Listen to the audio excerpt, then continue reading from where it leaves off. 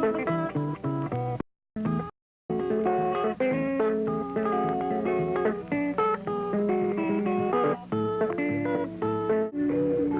evening and welcome to Impressions. With me in the studio this evening is Michel LeBlanc, an artist who's recently had a show at the Franco-Manitoban Cultural Centre.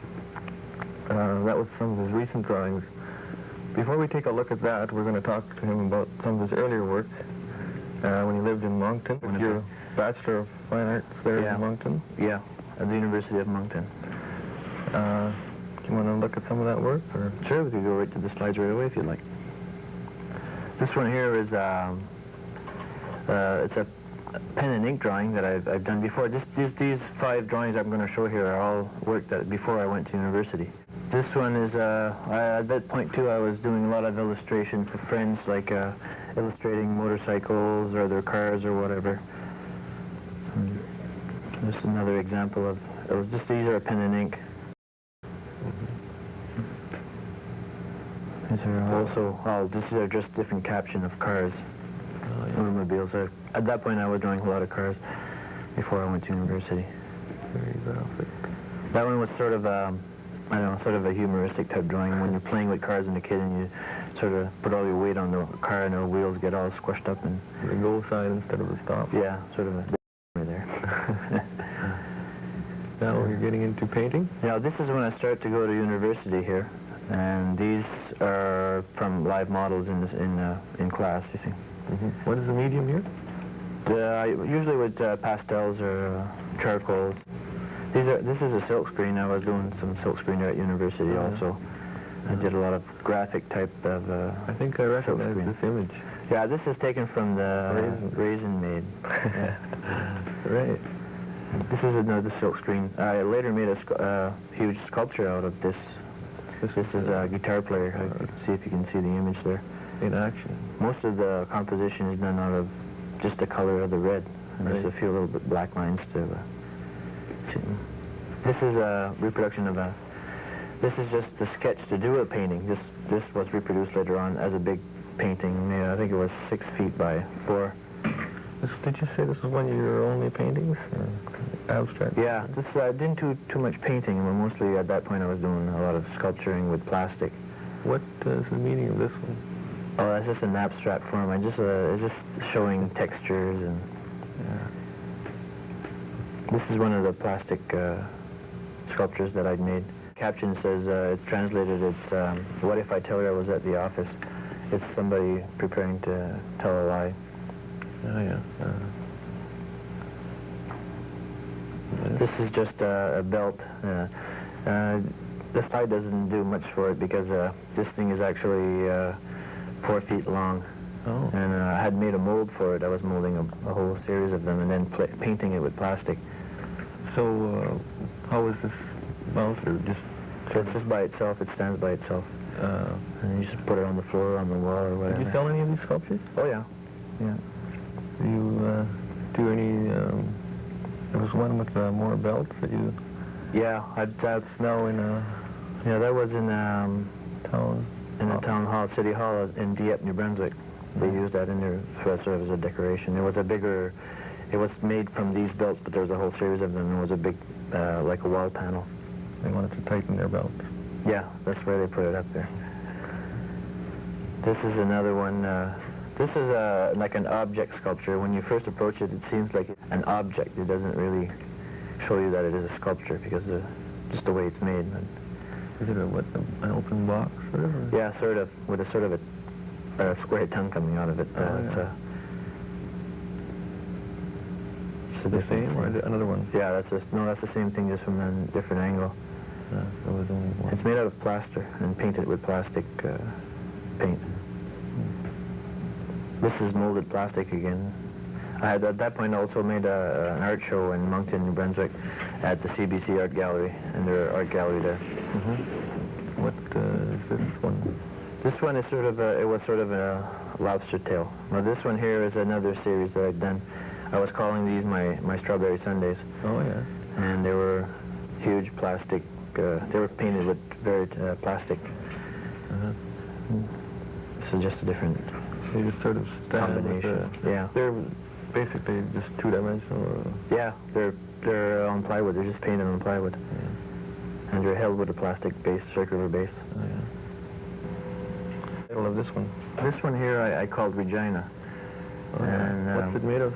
It's made out of plastic. It's this plastic was manufactured by the Kodak company, and it's very high gloss. It's very shiny. As you can see, the sun shining in different areas in the plastic there. Very high gloss. Oh yeah, it's photographed outside again. Yeah. Was that supposed to be the sky or not? No, it's just a reflection of the sky. The whole thing is actually red, very red, and it's molded with thermoforming technique. It's called, where you heat a sheet of plastic and then the plastic becomes very rubbery, and then you pull it over a mold. I see. With vacuum. It makes Okay, well, thanks for showing us those slides.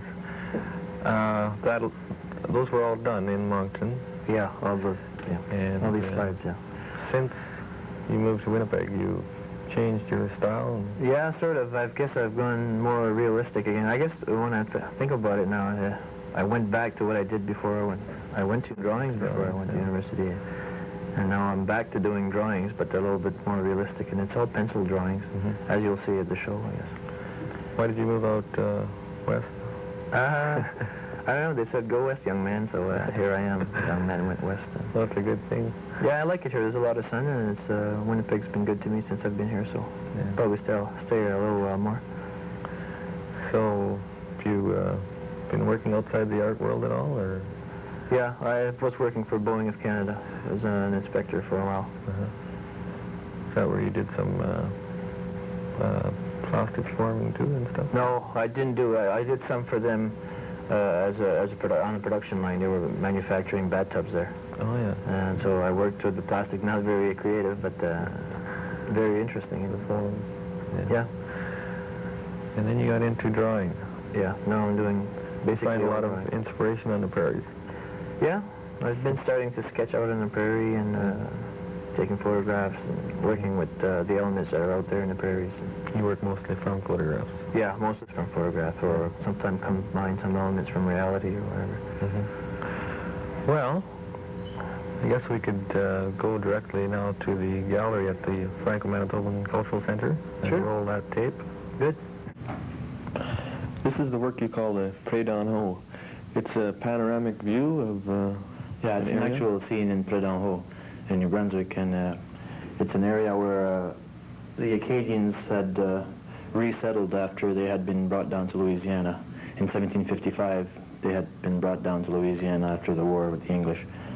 And after that, they slowly came back to that area in New Brunswick and started to prepare the land for farming and everything. Like there's a dike there, which if you're standing in front of the panoramic, you see the actual scene is like you're looking all the way around. You were on the dike when you did? Yeah. You took photographs of the scene? I took Polaroid photographs of it 5 years ago in black and white, and then I reproduced.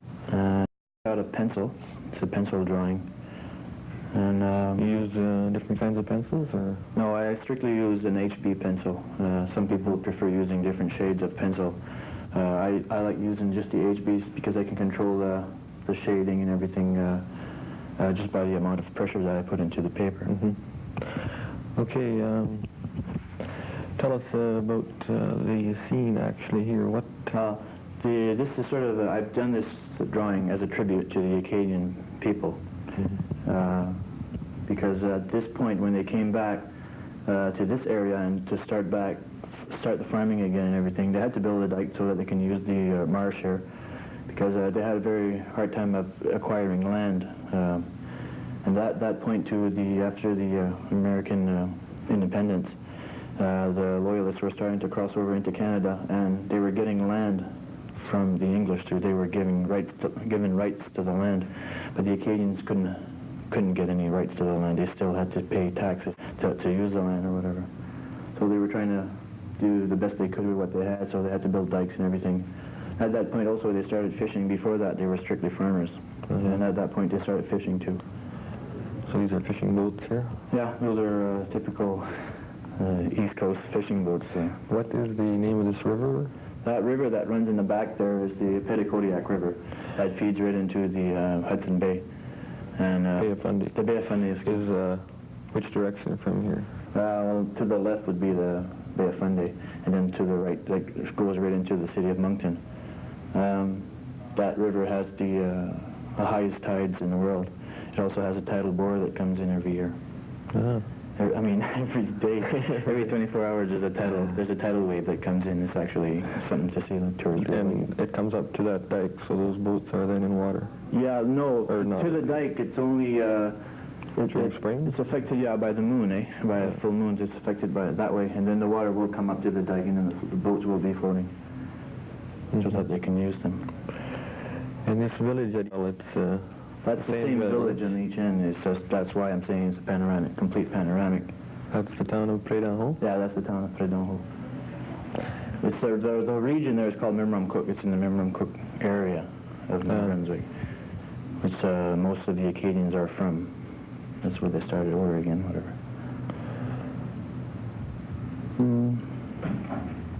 This is a drawing of a sketcher.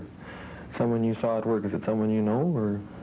No, this is, sometimes when I do a drawing I combine different images that I've taken pictures of, you know, with a camera, and this person here was sitting in Market Square sketching somebody, and I changed the background, and I put the background of the field, just another drawing over there. There was a cow in that drawing. The cow was in this field, so I change images around to make, you know, the composition, and I work with different subjects.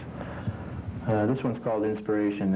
It's just like he's sitting in the prairie waiting to be inspired by the prairie. The blank sheet. Yeah. So in a way, I guess the people that look at it might want to put something in there. Well, the white sheet there is as blank as the prairie. Yeah, good point. But the prairie is very inspiring. I don't know. As being from the East Coast, the prairie, I really like the prairie still. Is this the Manitoba prairie? Yeah, this is from the Manitoba. Yeah, the fence was changed a little bit to change to add to the composition of the drawing. Here in the hair of the drawing, I always sort of mess up the hair, just to add some, I don't know, sort of a texture to the hair and some movement into the drawing. Actually, you can't distinguish if it's a male or a female. There's nothing really in the drawing that'll tell you if it's male or female. It's not a still life. Out in the prairie, the wind is... Yeah, there's that too. It adds movement to the scene, like it adds a little bit of reality to it. Okay, let's move along to another one then. This one's called En plein jour, means in broad daylight? Yeah, it means in broad daylight. It's a Bricklin. Yeah, it's a Bricklin car. It was made in New Brunswick, I think it was 7 or 8 years ago. The company failed, but an automobile that was made on the East Coast. It's a sports car. And I saw it in the city here. I took a picture of it, and I wanted to... Why did you draw it from this angle? I don't know, I just liked the shape of it, the way it was... You know, the streamline of it sort of changed the way I cropped it into. I took away the back window of the car. That was intentional. I didn't go... just for the composition reason, you know. Well, it makes it very vertical. What do we see in the... window here? There seems to be some shape in the... Yeah, well, in this particular drawing, I've hidden like a subliminal message inside the drawing. Your subconscious, according to Freud, would capture this image and register it in your mind. The image that's hidden in there is it's a guy with a baseball bat. It's reflected in the window, and I'll just point that out. Yeah, there's a baseball bat right here. And there's two hands, and the body of the person is here. As if they are outside the car. As if he was on the side of the car, approaching the car. And it's called in broad daylight, like the guy would be attacking daylight. He's ready to smash that window in. Yeah. That's a very violent message. Yeah, a very violent message to the subconscious. I see. This is a drawing done by Percé? Yeah, that's by Percé Rock in Quebec. The person in the picture is you. That's me, yeah. I can recognize you. Yeah. All right, you're looking through binoculars at the rock? Yeah, there's a ledge over here, and I'm sitting on the ledge here, and I'm looking at the rock through binoculars, and there's a steel fence here or whatever that keeps people from falling down. It doesn't look that safe. How high is that rock? As high as what you see in the distance there? Yeah, it would be probably the same height or higher, yeah. The reason I'm looking at the spectator is to, when you approach the drawing, my face takes you right into the drawing, like so there's a relationship between the viewer and the drawing itself right away. And the binoculars take you to the rock. Yeah. You were looking through the binoculars, and you were in another space, far away from the point where you're sitting. Yeah. And someone came up behind you? Yeah, sort of. That's probably the way, because it's pretty scary to be right at your ledge like that. Yeah. It's a very deep drop there. There's also, there was an island over here, L'Île de Bonaventure. I took that away because it didn't go with the composition again. Yeah. There's, a lot of times I will take things out and that don't go, if they don't go there, they'll have to come out, you know, to make sure that the composition is captivating to stay, so the viewer will stay inside the drawing and participate in the drawing. Yeah. There must have been seagulls. You took them out too? Yeah, oh yeah, there's always seagulls there. I took them away. It's good to look through binoculars from a high space down on the seagulls when they're circling around the cliff in the water. It's always good to look at the seagulls from above rather than below, because you can get it in your eye. Right. Machinery. In it we have 2 machines and a cow. Yeah, and this, I tried to portraying man's inhumanity towards animals, you know, the big machinery behind the animal and everything is sort of scaring the animal or whatever. The funny part of when I took the photograph of the cow or the calf, it seemed that there was something wrong with the calf. Didn't know exactly at the time what it was, but when I was drawing it, I sketched it a few times, and one thing that I felt that was important was the hair on the cow seemed to be very important. You know, the feeling of when I was drawing it was very important. And the shape of the head, you know, the way it's pointing up and everything, and the knees were very important. So I made sure that I portrayed that really as best as I could. And after I had done the drawing, it was in the gallery here, and one day there was a farmer in here. And we were talking about my drawings, and especially this one. He, as soon as he saw this drawing, he said, "Oh, that's," he named the type of a calf it was, that said they don't keep these cows, they usually kill them off. It'd be like a runt, like, they don't give good milk, and they always hang around in fields where there's nothing good to graze on. Well, this one was in that other field there with the... Yeah, where the guy was sketching, but he told me that there is something definitely wrong with this cow, and I didn't, you know, You didn't know that, farmer. but you picked that up somehow. Yeah, somehow, I guess subliminally, figured there was something wrong with it. And the way the composition, you enter from the left into the drawing, and then you go like this, and your eye goes like this again to the cow. And these things on the machine are very violent against the thing, you know, it's sort of scaring it off. Yeah, what kind of machine is that, do you know? I think that's a corn picker. Looks very violent. Yeah. Are there any subliminal messages in the reflections here? No, there's nothing that I've tried to put in there. There might be some, but nothing that I've actually People put will in there. come up and tell you what they see. Yeah, the one person told me there was a skeleton in the window here, but that was just a reflection. There wasn't a window. I didn't do that intentionally, really, to put anything subliminal inside there. I think most of the messages are in the drawing itself, you know, like the elements of the drawing are the things that are doing the work. Yeah. In the composition of the drawing here, representing reality like this, when you look at the drawing, everything seems to be normal, but the machine's cut off here. You probably never would have noticed this, but it's cut off right behind the cow here, the calf, because they wouldn't have balanced off. They would have taken away the detail of the head here. So I put the machine off here. It does look shorter on that side than on the other field. Now that I pointed it out, yeah. There's only one front. There should be 2. But these are all things that you have to be aware of when you actually construct the drawing or construct the composition of it. Yeah, you have a good sense of borders and so on, the tones, shades, shadows on this one. Yeah, that paper that I'm working on here is very high quality paper. It's very comfortable to work with. It's 100% cotton. It's not pulp. It's not pulp paper. It's 100% cotton rag. They do it from rags, eh? Oh yeah. So, and again, just the 1 HP pencil. Yeah, and these drawings are made on high quality paper, so they will last very long. And also the framing that's been done on this show is all conservatory framing type of framing. Okay. Now I can go. This one's called Back to the Louvre. Yeah. Can you tell me why it's called that, or I mean, what are you doing here? I combine these 3 images together to make one drawing. This is the inside of a car, my car. I'm the driver here. This is my girlfriend. She's also a potter and a sculptor. And this is, I guess you know who this is. This is the Mona Lisa. The reason I did this was to have her part of our life. The meaning behind this is that she is part of our life. She represents the arts to us, sort of thing, just like an icon. She represents the arts to us, as if we went together at the Louvre and sort of had a discussion with her or something. It wasn't it could be some kind of a dream, but she is part of our life. You know, like the arts is part of our life.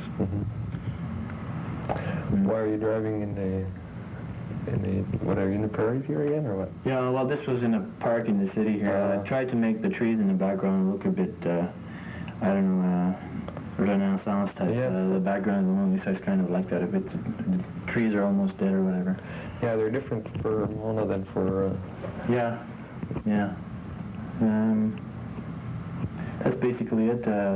Just to combine the three images, and if I talk about the composition of it, you sort of enter at the top here, and you, like an hourglass, you filter through in here, and then go directly to the Mona Lisa. Yeah, that's a powerful statement. This is one of your more popular drawings? Yeah, this is, I guess, the most popular one in the show. I guess people really relate to it. They really, I don't feel attached to her in some way, and I guess it was the same way when I did the drawing. Michel, another medium you've worked in has been video. You produced a video short on subliminal advertising? Yeah, this was the last year I was at university. I written and produced a show on subliminal advertising, which was done on videotape. And this videotape has been shown through the public schools and people that are studying marketing at university. And I see. What are you working on now? At the present time, I'm just doing some more drawings. I'm getting some more production on drawings. I'm trying to make more drawings, and one that I'm especially working on is another with the Acadian theme. I see. Yeah. Have you got any plans for the future in terms of showings? Or? Yeah, I'm planning a show for possibly next summer, or next, like in May or September. I mean May or April, for Moncton, New Brunswick. I'm gonna send a show down there, I think. Oh, good. Yeah. Okay, thanks very much. You're welcome.